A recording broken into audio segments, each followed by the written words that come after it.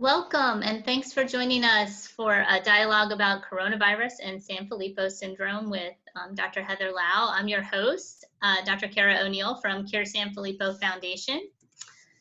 We are thrilled to have Dr. Lau here with us today. She's the director of Lysosomal Storage Disorders Program at NYU, which is in New York City and kind of at the heart of the pandemic outbreak and epicenter right now here in the US. So she has a lot of current experience dealing with coronavirus in patients. So we'll get started with some of the basics really, and the question that's kind of upmost of people's mind: what is the novel coronavirus and why is it so serious, Dr. Lau? Okay. Well, thank you, Cara, for having me here today and giving me this platform to talk a little bit about COVID-19, especially because in the last few weeks I've had a crash course in COVID-19 as it affects, a variety of patients, including our lysosomal storage disorder patients, and specifically understanding how it could potentially impact our patients with mucopolysaccharidosis, including Sanfilippo. So COVID-19 is a virus it's considered novel because it's the first time it's been seen in a human. So there's a whole family of coronaviruses out there that actually cause a very mild illness called, the common cold. But what is so serious about this is that this particular type of it has never been seen before in humans. And when we have a new transmission from animal to human, the problem, why is it so serious, is that it's highly contagious and we have no immunity in the community. So so none of us have already seen this virus, and therefore we don't have antibodies to fight it off. And so as the virus starts to spread within a community, it's spreading rapidly. And I have to stress that over 90% of patients will be fine. They'll have either mild symptoms or even maybe as severe as the flu. But there's a percent that will go on to need more care and even hospitalization. And from there, a smaller percent will require mechanical ventilation for severe complications of COVID-19. And so why is that a big deal if over 90% will be fine? The problem is that it's coming into a community and hitting it so hard that we have so many people, that small percent that have more moderate to severe disease is overwhelming our healthcare system. And then it's hitting, causing some shortages. But it's everyone. Instead of having it happen over 6 months, like the typical flu season, we're seeing it within weeks. And as you're probably following on TV, there's an exponential growth of the infections in New York City specifically, and then as you can see in New Jersey and Connecticut and other hotspots out on the West Coast. And so as we're seeing this, we're trying to understand who is going to be in that group that go on to have moderate to severe complications. And so we're looking to Wuhan, China, we're looking to Italy and Europe, and now here in New York City to understand what are the risk factors that take someone from having just a simple flu or a cold, but then have this horrible progression to severe respiratory illness, including acute respiratory distress syndrome called ARDS. And so we've started to identify risk factors, right? So we see patients with cardiovascular disease, diabetes, obesity and overweight, hypertension. So these are all potential risk factors. And so as a physician caring for rare disease patients, of course, the first thing on my mind a few weeks ago was, well, how is this going to affect my patients? And does having a genetic or biochemical diagnosis simply put you at an increased risk factor? And the short answer is we don't know. We don't have the evidence, right? This is in real time. This is a new virus and it's hitting our population. And so I've tried to start to gather the information and understand it. And initially, I wanted to err on the side of caution. Our patients, specifically our MPS patients, including our Sanfilippo, are at high risk for a variety of illnesses regardless. We know they can get respiratory symptoms and progress easily with certain infections. We already know that some of our patients have underlying cardiovascular issues. So just by that knowledge, I err on the side of putting my patients in that higher risk category, and therefore I start to manage them in that way. So I don't have exact numbers for you because we're just seeing it for the first time. And I'll just take a couple, seconds to say, the typical symptoms are fever and dry cough and fatigue. But we do see other symptoms, productive cough, shortness of breath, aches and pains, sore throat. There's even some GI symptoms, abdominal discomfort and loose stools and diarrhea. So then how do we think about this impacting our Sanfilippo, our patients and children with Sanfilippo who cannot tell us how they're feeling?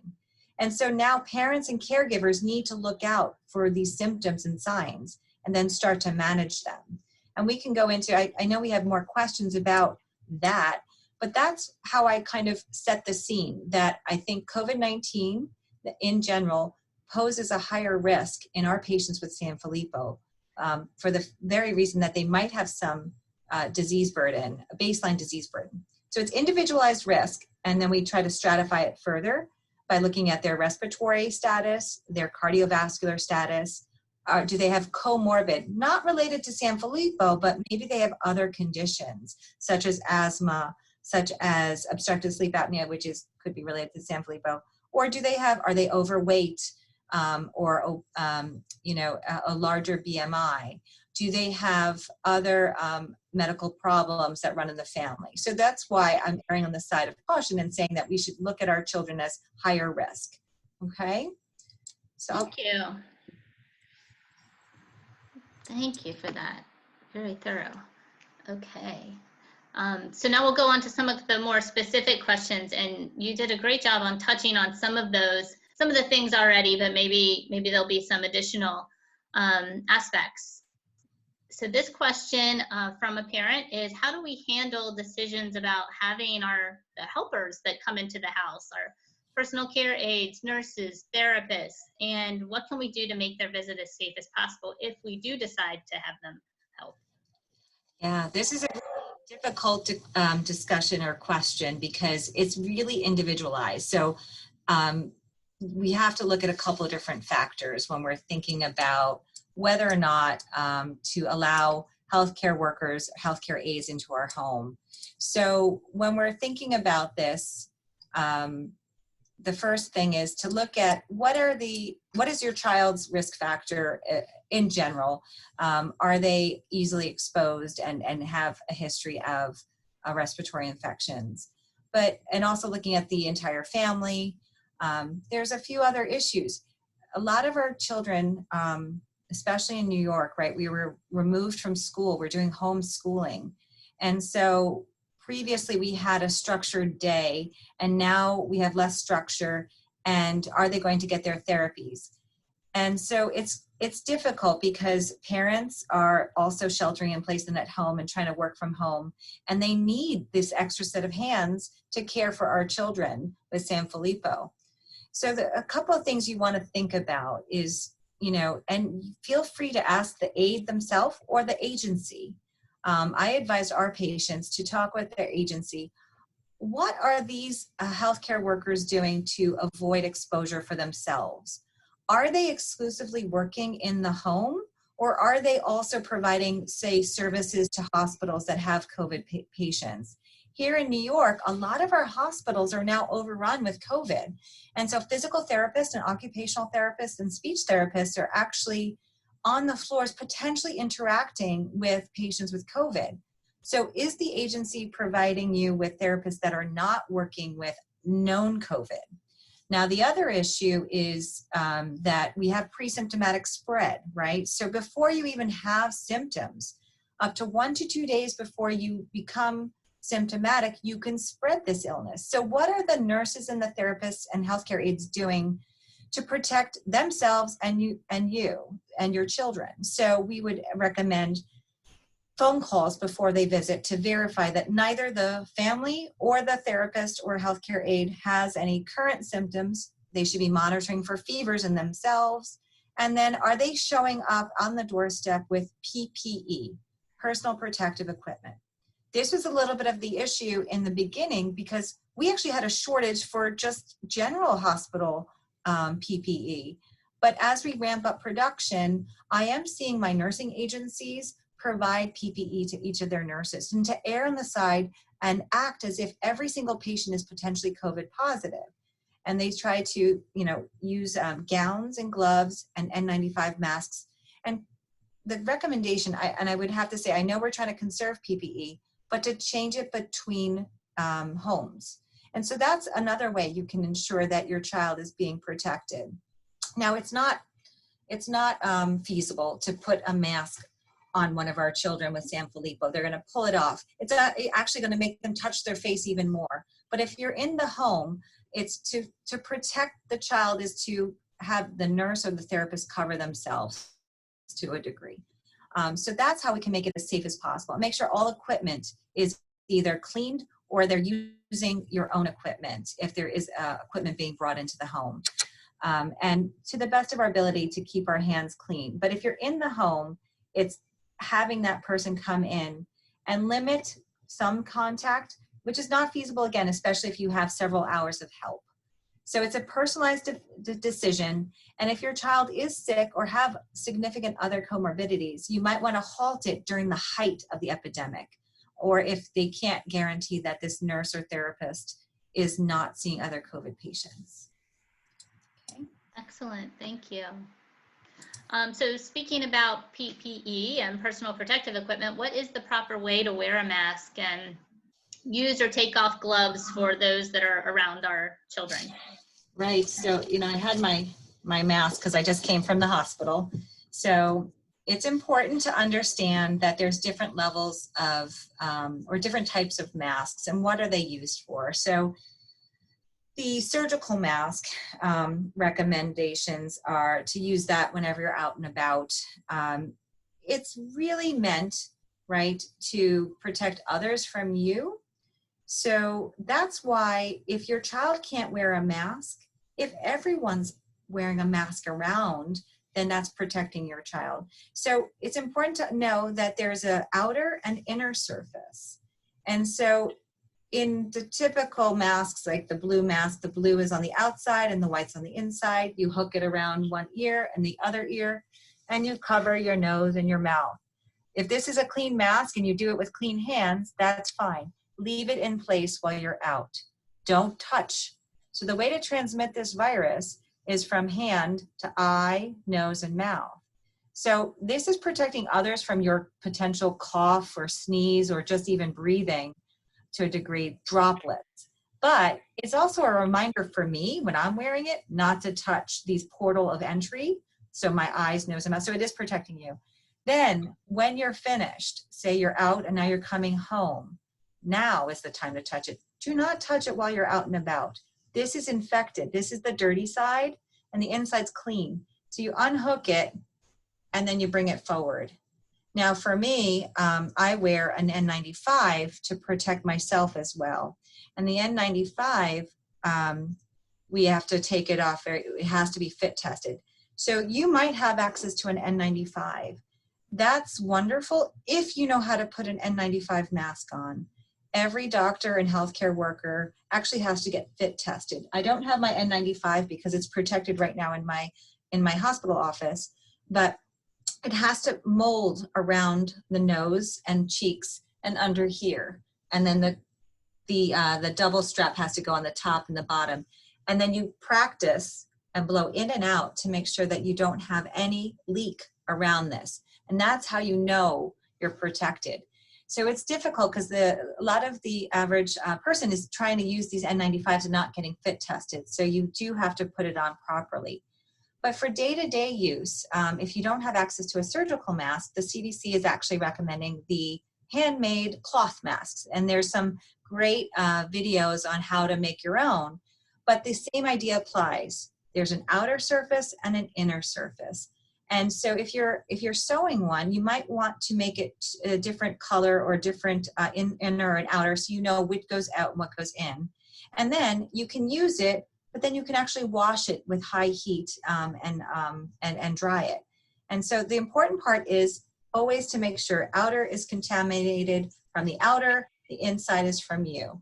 For gloves, that's a little controversial because gloves are protecting your hands from whatever is on the surface that you're touching. So in medicine, we take universal precautions because we don't want an accidental exposure on our hands and get into a cut. Well, fortunately, this virus does not enter our skin. So you can actually use your hands without gloves as long as you're using hand sanitizer between touching surfaces or just simple soap and water and cleaning. Now, if you choose to wear a glove as a layperson, as a non-healthcare worker, it's important that you put the gloves on clean hands. But now, when you're out and about in the community, it's just like your hands are not covered. As soon as you touch a surface, they're contaminated. And then what I'm seeing about when I'm walking around town is people are trying their best to wear their gloves and then they're touching their face or they're touching their cell phone. Now this dirty hand has touched the cell phone. They go into their car, they take off their glove appropriately, and then touch their cell phone. That cell phone has virus on it now. So you have to make sure that you're aware of your gloves. If it's helpful for you, that's good. If it's going to prevent you from touching your face, that's great. But as soon as you put that gloved hand in your pocket's contaminated. So when do you use gloves? As a physician, a healthcare worker, I use gloves to go in to protect myself, and then immediately I remove it and I take the bottom and coil it up, and then I wash my hands. I don't use the same glove between patients. And so that's what you have to ask your healthcare aide that's coming into your home, and they're usually quite good about that. They're not going to save their gloves, unlike the masks that we're reusing. So the mask is recommended when you're out and about in the community, but the gloves, you have to be careful. Do you have a clarifying question for that, or? No, that's great information. It sounds like the masks are something we need to be thinking about, and gloves for us as parents, maybe not so much. We just need to be washing our hands and using our hand sanitizer and doing the best we can with that. Yeah, there is fecal oral transmission. So if there is concern that there's someone in the household that has it, we do want to make sure that the bathrooms are clean. So if you're changing your glove after interaction, that's okay. But it's really just a reminder to wash your hands. Gotcha. Great. Okay, so this is a preparation question. What kind of things do we need to have at home to be prepared in case our child or someone in the home gets sick, knowing we may not be able to run out at the drop of a hat? So are there things that we should just think about having on hand? Right. So that's really useful information, and that's what we started here at NYU. We started calling some of our patients, or we tried to reach all of our patients over the last few weeks. So in case your child becomes sick. So this actually applies to you yourself. If you're on any medication, it's a good idea to reach out to your physician who's prescribing any medication, whether it's for behavioral medications, seizures, other comorbid medical conditions, and ask and make sure that you have enough supply. Sometimes we can dispense a 3-month supply, but at least enough for the month, and you have the refills. A lot of doctors are offering telemed visits as well, but a simple renewal of the prescription is important. In the same vein, I would make sure that you have an updated list of your medications accessible, whether it's in a computer file or printout, updated list of of your medications, the name, the dose, and frequency, and what it's for. Because that's important, because if you become ill or you need to have help with a caregiver, they know exactly what the child should be on. I would also recommend that you have a thermometer, a working thermometer in the home. Now that's hard with our children with Sanfilippo. We're not going to be able to do a proper under the tongue or under here. So something that's an effective, either a quick frontal thermometer, a frontal temporal right there, where they just kind of glide across the head. You could do the infrared one on a moving target to try and get there. And we're actually doing that to even screen everyone coming into the hospital. So you need a thermometer because you want to monitor for temperatures that are greater than 100.4. Now some of our kids will run low and start to get worried if it's 99. So that's good to have. Some of our patients need have a lot of secretions. They already have a suction machine at home. I don't necessarily think that you need to go out and get one, but just make sure if you have these things, a nebulizer, whatever your child usually uses when they're sick, it's up and working and ready. A humidifier, if there's dry air, those are important things. I think that's pretty much it, because I did have a little bit of a list of other preps, but those are the most important Great. on hand. Okay, great. That's really helpful. Okay, so talking about catching the virus, do kids with Sanfilippo, have a higher risk of catching it, and if so, why? Right. So they're not necessarily at higher risk. They're not immunodeficient per se. There's no documented immunodeficiency that's so severe that they're at higher risk, but it's more the behavioral aspect of how they can catch the virus. So they are not able to follow direction. They're not going to avoid touching their face. They're going to use their hands possibly to feed. They're going to mouth objects. There's no way we can prevent them from doing that without there's no way. So that's why they're at higher risk. And so the shelter in place order, and then in New York City, the closure of public schools was probably one of the best things that we did, because even though in general children are doing fine with this, right? Children are maybe asymptomatic, or they have a mild febrile illness. They were a source of the infection. And so I think just by simply having the shutdown during the height of the infection of our community, that probably lowered the risk. And I was very pleased to see that most of my MPS patients have not been exposed after the schools closed down. And so then it goes back down to just making sure your home is safe. That people that are coming and going from the home, whether it's a parent going out shopping, social distancing, not having parties and congregations. I know in the rest of the country, they might still be gathering. So reducing the gathering of people outside the household really reduced the risk of catching it. Now, the biggest question is, we can't do this forever. And that kind of partners into, well, what do we do as time goes on? But I would say in your community, if the infection rate is really exponentially growing, to shelter in place is probably the best way to prevent that risk of catching it. Okay. Great. Yep, and I think most families are doing that, which is wonderful. I think so at this point. Yep, yep. So carry on to that is, if you do catch it, what are the biggest risk factors for getting severely ill for children with Sanfilippo syndrome? Right. Oops. And I have 2 slides on this. So there's one little question there, and I will go to the next one so you can kind of think of them all together. Right. I did take a look at these before, and but I just want to make sure. So, and these include things like, are children with Sanfilippo actually going to be more severely impacted by the virus? And particular situations of, if a child has had a history of serious pneumonias, are they going to have a worse course? And then thinking about after the virus, are there follow-on things that will be an ongoing problem? Yeah. So I started to address that at the beginning, right? The first part of the intro. So to come back to this is that we actually don't know. We haven't studied this yet. I'm starting a study about COVID in all of my lysosomal, and we're tracking each patient and exposure, and hopefully we'll understand. But let's use logic. Let's go back to logic. I'm not basing this off on just the genetic diagnosis, but let's look at what is the child's pre-morbid, pre-infection, pre-COVID exposure function.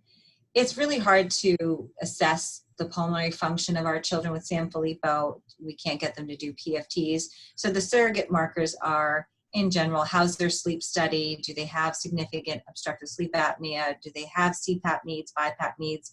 And then, like you said, if they have a history of repeated pneumonias, that's suggesting that their pulmonary, their lungs are, there's some baseline problem. So logically speaking, then that would put them at a higher risk of potentially severe complications of COVID.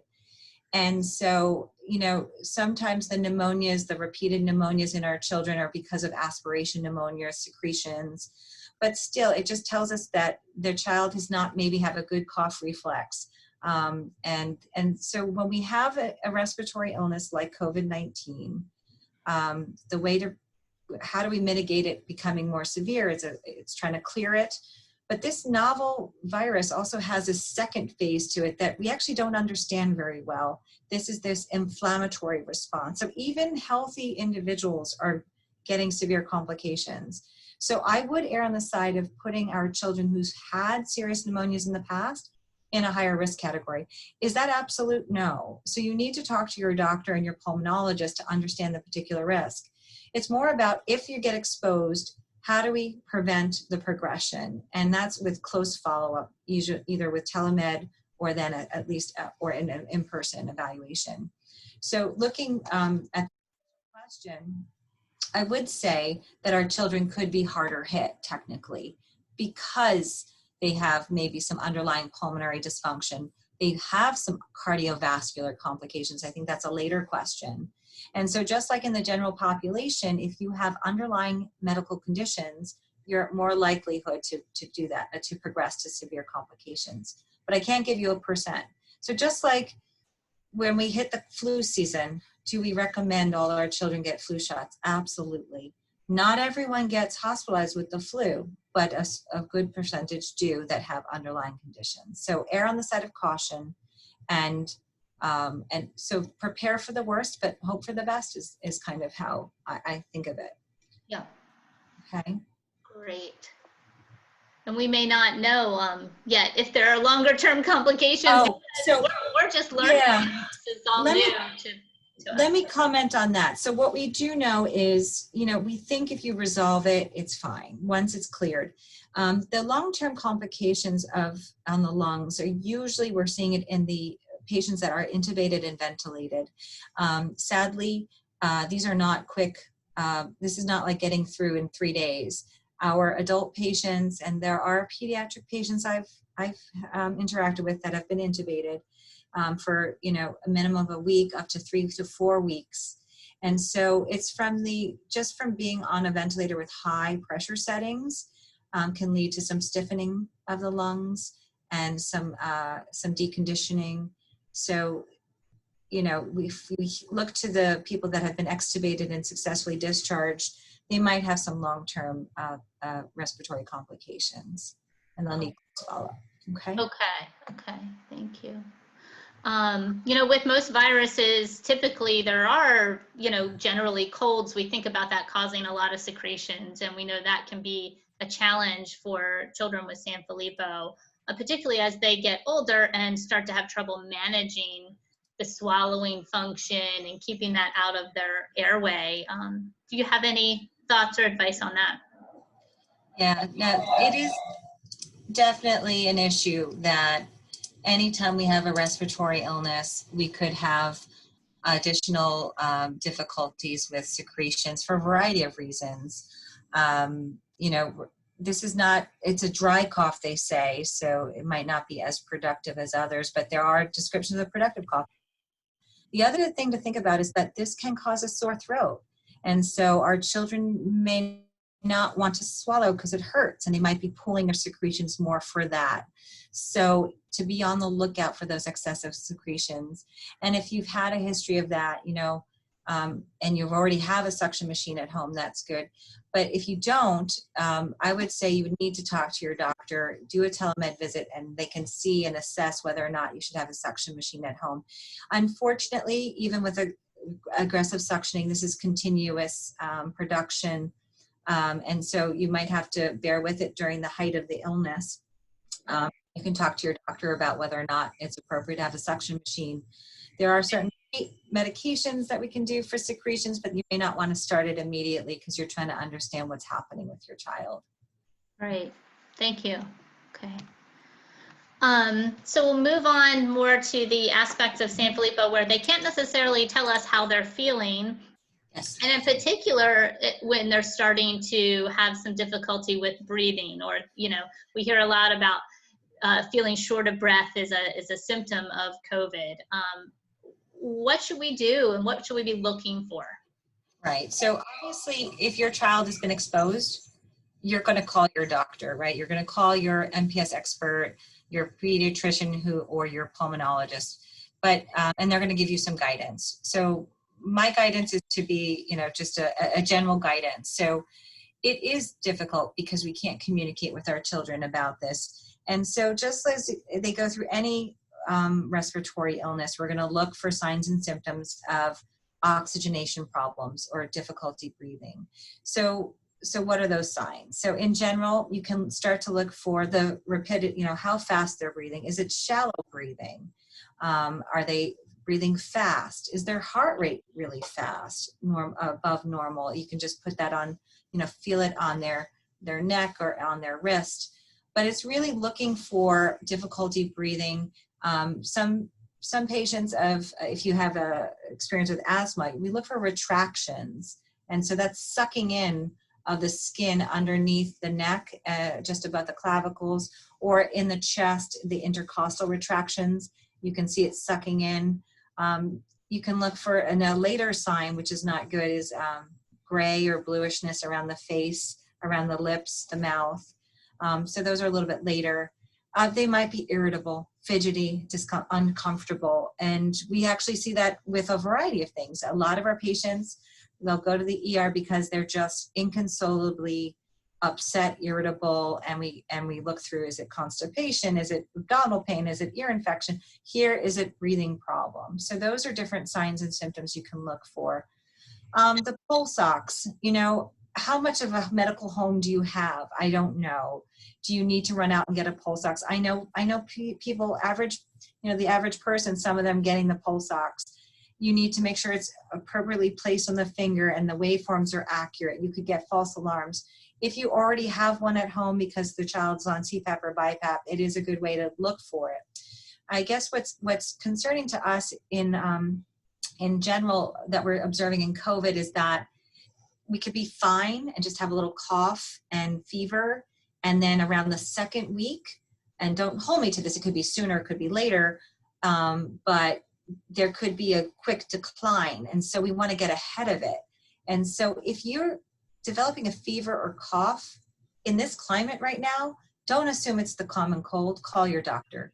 Go through the warning signs individually with your child and the child's doctor and look for these signs because you want to get ahead of it. We don't want to wait until there's bluish lips around their mouth, okay?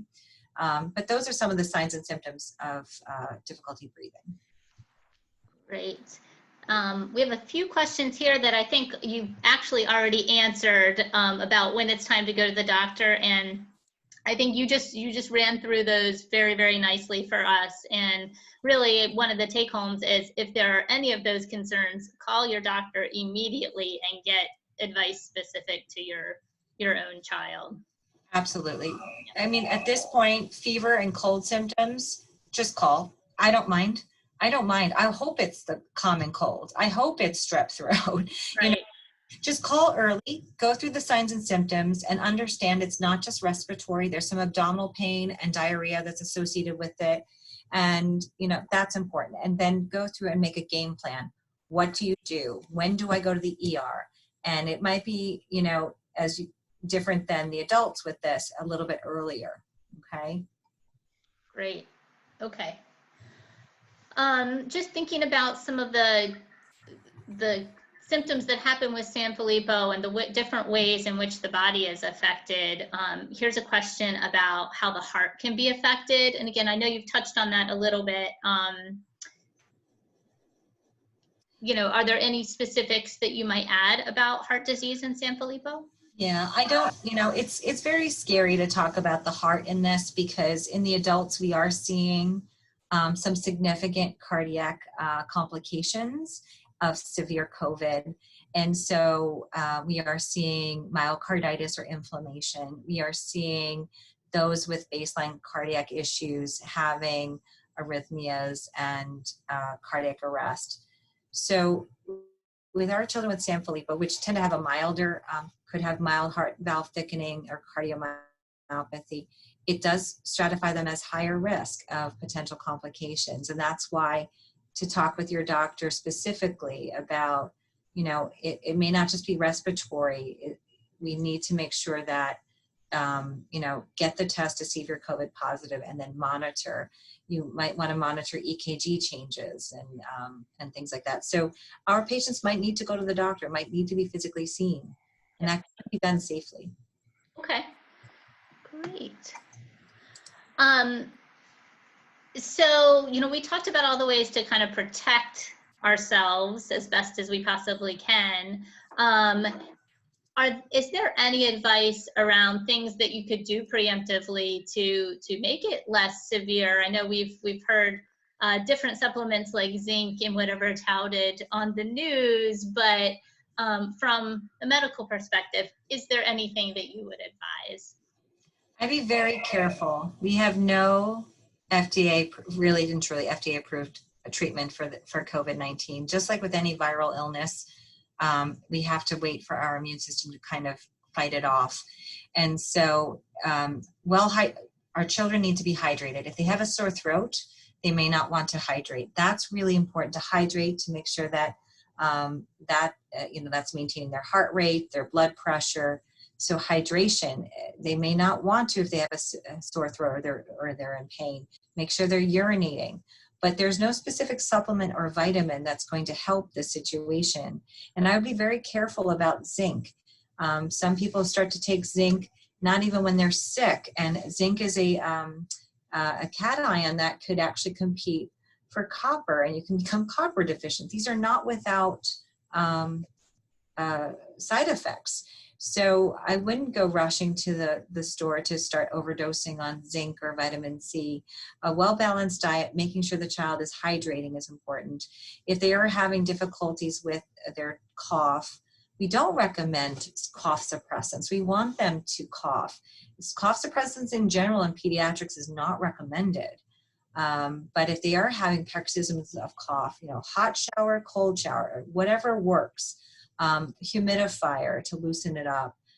If you're already doing chest PT, if you know what that is, that's good. Also be on the lookout that we don't want to put all these vitamins and then they have abdominal pain and diarrhea. We don't want to make things worse. But if they are having some loose stools, that hydration is very important. Excellent. That's a real nice basic reminder of we all feel bad when we're not hydrated, and that's a real important kind of key thing. Yeah, we're seeing dehydrated children and adults come in and dark urine. So they have dark urine, they're not hydrating well. Small sips, if they're having some vomiting from this, some diarrhea, small sips every 15 minutes is the key. And if your child does happen to have a gastrostomy tube or other way of feeding, but maybe doesn't use it all the time, this would be a good time to give them a little extra that they aren't having to swallow if they have a sore throat or something. Yeah, make sure you know the free water needs, because you don't want to do water toxicity either. But yes, just make sure that they're hydrating well, and if they are having some diarrhea, that it still might occur because that's part of the virus. But call the doctor to talk about the needs and whether or not you need to increase electrolytes as well if there's any vomiting. I haven't heard as much vomiting as I've heard diarrhea, but we do worry about electrolyte loss too. So not just free water, but Pedialyte and things. So that would be guided by your pediatrician. Okay. I know you've touched on this stuff already, and we have so many questions. I'm going to move on to the next one. And this is specific to, again, things that we're all kind of hearing floating around in the news. And ibuprofen is something that is commonly used for fever, aches, pain, sore throat, different things like that. But is it safe to use? And in particular, is the alternative safe to use in our kids who have elevated liver enzymes? This is a hard one. This was definitely hard to even guide my own family. So this is what happens when we're studying something in real time. We don't have the benefit of looking back at a, clinical studies say. We are living it. This is a clinical study we're living right now. And so I think the WHO, and out of abundance of caution, saw some kind of association in France of worse outcomes. We don't have proof to this. We don't understand the mechanism why it would be per se. There's theories out there, so it's not proven. And it was a hard decision for myself. So I'm going to say this is my opinion because I don't have evidence. So in the thick of it, I erred on the side of avoiding ibuprofen and Aleve and Tylenol. If I know that the child has normal LFTs and stay within the dosing parameters, then Tylenol is given. But actually, I will say this: if you're giving why are you giving it in the first place? If it's just a low-grade fever and the child is comfortable, you might want to just track the fever. You may not want to mask it because you want to know when the fever breaks. So talk to your pediatrician, talk to your MPS expert about whether or not you need to treat the fever, because if it's low grade, I know personally I was tracking it to see when the fever broke so that I knew that we are now in a recovery phase. And I would track the fever curve. So if it was 97, 98, 99, 101, 102. Now, once you start to get to 101 and 102, you start to get irritable. So you might want to give the Tylenol then.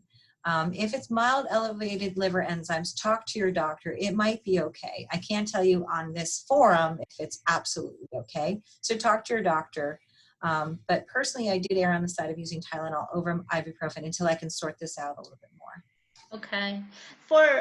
This is a follow-on question for patients who have seizures or have had seizures in the past, or particularly seizures that may seem to come on more with fever. They have some other things to think about maybe too in that.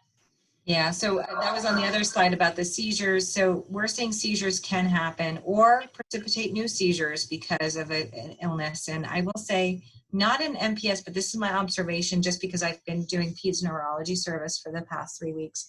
I've had new onset seizures in COVID positive patients without any symptoms, without any fever. So I don't know, and the teaching is too that fever does lower your threshold for seizures, but sometimes it's not about we can't get ahead of it. So we do err on the side of trying to prevent a rapid rise in the fever. And so once you start hitting 100.4, which is the fever, and it's a concern, you can treat it. You may not still get ahead of it, but you have to you're absolutely right, watch for increased seizure activity during this illness. Okay. All right, let's see what we got next. Get some great questions. Okay, this is another kind of current media question about the use of hydroxychloroquine and azithromycin for COVID. And in particular, are those medications safe for our children with Sanfilippo? The question actually right now is, are these medications safe, period? So it's not just our Sanfilippo. And so again, we haven't done the studies yet in Sanfilippo, but let's extrapolate it from the larger picture. So hydroxychloroquine and to a degree azithromycin can cause changes in your EKG, your electrocardiogram. And so there's a particular interval that can be prolonged and could be very toxic, so cardiotoxic. And so the guidance right now is that if you have any contraindication, any cardiovascular disease, to avoid hydroxychloroquine. And this is important because, on the other hand, hydroxychloroquine has not been proven to be effective. There are anecdotal reports, small case series, potentially with some bias, that it might improve or help treat COVID. The jury's still out. We are studying it in real time, and there is hesitation to use hydroxychloroquine in patients with cardiovascular disease and in children specifically. So typically I don't start hydroxychloroquine without an EKG. And so that's an issue. Azithromycin, we have a little bit more comfort with that. That's the Z-Pak that we use for atypical pneumonia. So isolated uses of that may be indicated, and we're still looking in real time to see whether or not there's truly change in the outcome. So that's a discussion with your physician, and based on the age of the patient and they're cardiovascular, if there is some kind of cardiomyopathy or valve, they would be contraindicated. Okay, great. And maybe also the other medications that they're on too, which many Oh, are, they're on a variety of medications. So always, and your doctor would always be looking at that. Yeah, I highlighted that. There's lots of contraindicated medications that can prolong it even further. So, and then if you're hospitalized, but they're typically, if they're administering, that's why you have to have an updated list of medications. Absolutely. Great. Okay. We touched on this as one of the risk factors earlier in our discussion, but we know kids do a lot of hand-to-mouth kind of behavior who have Sanfilippo syndrome, and just talking about, okay, after we start to kind of come out and be in the environment, do you have any advice for us? I mean, we know how challenging the behavioral aspect is. So I think this is where, now this is a little bit on the fly thinking about this because you gave me this question, and the answer is there's no way that we're going to be able to prevent them from touching their hands and mouth. So we have to protect their environment. And how do we protect their environment? Well, I think, and this is my opinion, is that we need very aggressive contact tracing. So what does that mean?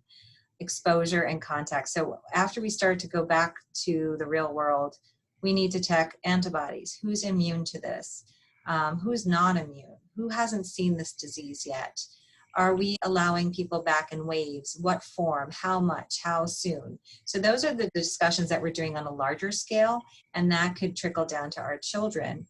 Once our children in general go back to school, they could all be re-exposed. And so there's a question of, do we figure out who's been exposed already and who's, quote, immune? And then the hygiene of the environment, the cleaning, the deep cleaning, the wiping down.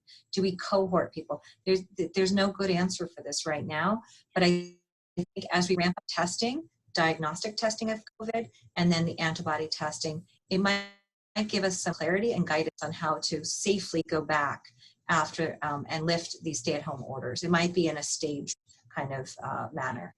Okay. Yep. We're all learning how to get through this. It's going to be interesting.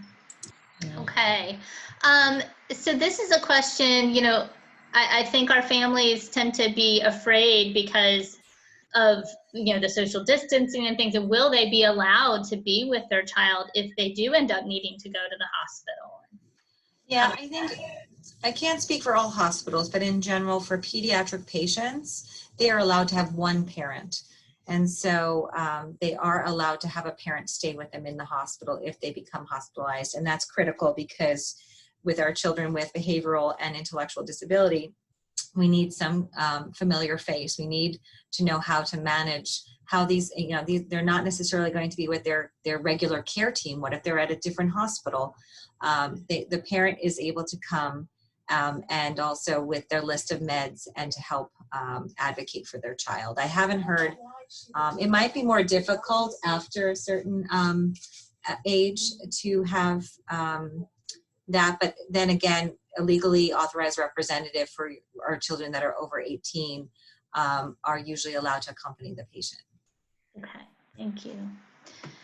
And the last question we have today is just about looking to the future and hopefully having a vaccine come next go around of this, if we have another season of it. And do you expect that it would be different than the flu vaccine or anything else we need to think of?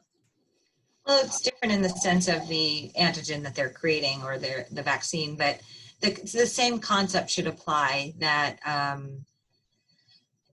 it would be recommended once it's safe and it's tested to offer this vaccine so that we prevent this pandemic again. Not everyone may be immune. There might be shifting or new strains, but it's important that we do develop a vaccine. The flu vaccine changes from year to year because we predict and we try to make the best vaccine available. We're still learning about this virus. Will it mutate as much? How many strains are out there?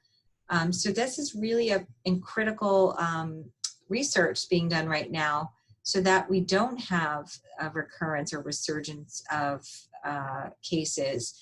I am concerned that, it might take longer before we have another round of exposures. So we have to see what's going to happen. And they're working very hard.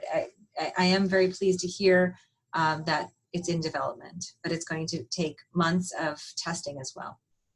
Great. Well, we're looking forward to having some protection in the future. I know we all are, waiting to see what happens and learning every step of the way. And we thank you so much for taking your valuable time to sit with us today and answer questions from the Sanfilippo community. This was really helpful.